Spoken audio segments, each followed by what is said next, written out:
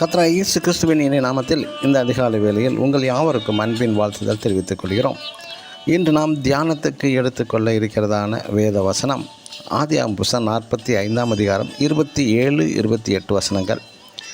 யாக்கோபின் ஆவி உயிர்த்தது, இஸ்ரவேல் சொன்னது, என் குமாரனாகிய யாக்கோபு இன்னும் உயிரோடு இருக்கிறானே என் ஆமென்.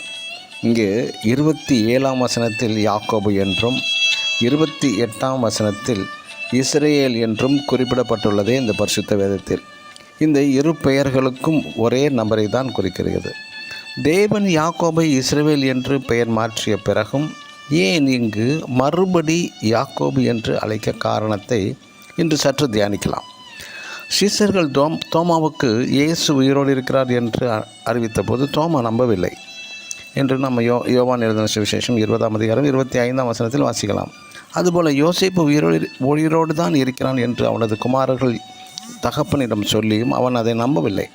ஆதியாகமம் 45ஆம் அதிகாரம் 28ஆம் வசனம் ஆங்கிலத்தில் my son is yet alive. Yet என்பது இருப்பினும் என்று பொருள். அதாவது இருப்பினும் என் மகன் உயிரோடு இருக்கிறான், இது போதும்.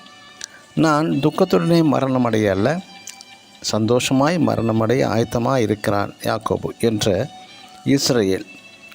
என்னுடைய பயங்கள், சந்தேகங்கள், அவிசுவாசம் மத்தியில் என் மீட்பர் உயிரோடு இருக்கிறார், இது போதும் என்று. யாக்கோபு என்ற பழைய மனிதனை பழைய சுபாவங்களோடு மறிப்பது சற்று கடினம்தான்.